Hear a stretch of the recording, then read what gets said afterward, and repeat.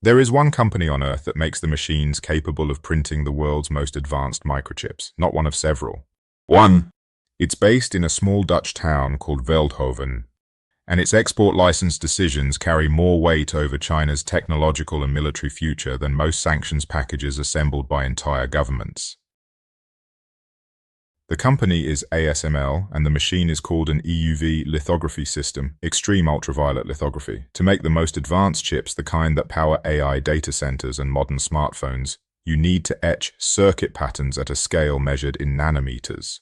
Below a certain size, older lithography techniques physically cannot achieve the precision required. EUV machines can. ASML is the only company in the world that makes them, the result of roughly 3 decades and tens of billions of dollars of cumulative R&D that no competitor has replicated.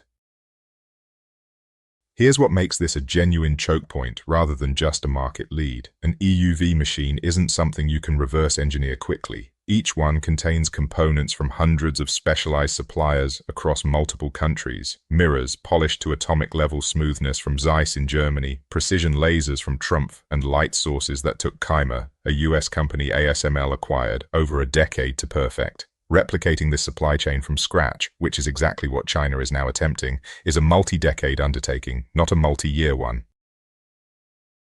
This is precisely why EUV lithography became a central front in the US-China tech rivalry. Under sustained pressure from the United States, the Dutch government restricted ASML's exports of its most advanced EUV systems to China, and later extended restrictions on some of its less advanced deep ultraviolet systems as well. The logic is straightforward. Without EUV access, Chinese chipmakers are effectively capped at older process nodes, unable to produce the cutting-edge chips needed for advanced AI training and next-generation military systems.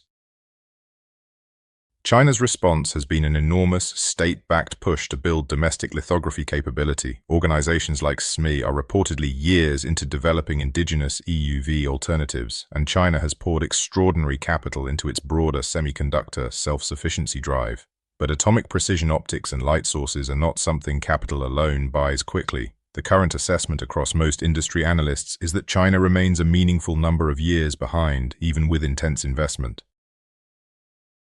Why does this matter beyond the chip industry? Because advanced semiconductors are the substrate of both economic and military power in this era. AI model training, advanced weapons guidance systems, next-generation radar, and modern data infrastructure all depend on leading-edge chips. A country that cannot access EUV-class manufacturing is not just behind in consumer electronics. It is structurally capped in its ability to compete in frontier AI and advanced defense technology, regardless of how much money or talent it deploys elsewhere in the stack.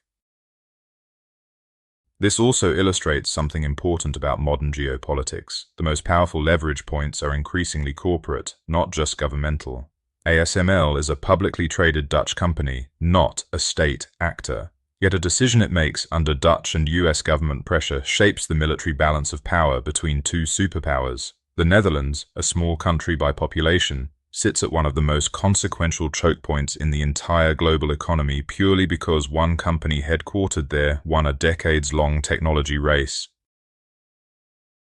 For business leaders and policymakers, particularly those thinking about industrial policy in Africa or elsewhere, the lesson is about the value of owning irreplaceable nodes in a supply chain. ASML's position wasn't captured through scale or price competition. It was built through decades of patient, compounding hard science investment that competitors could not shortcut. Any country or company serious about long-term strategic leverage should be asking, what is the equivalent choke point we could own that isn't easily replicated by capital alone?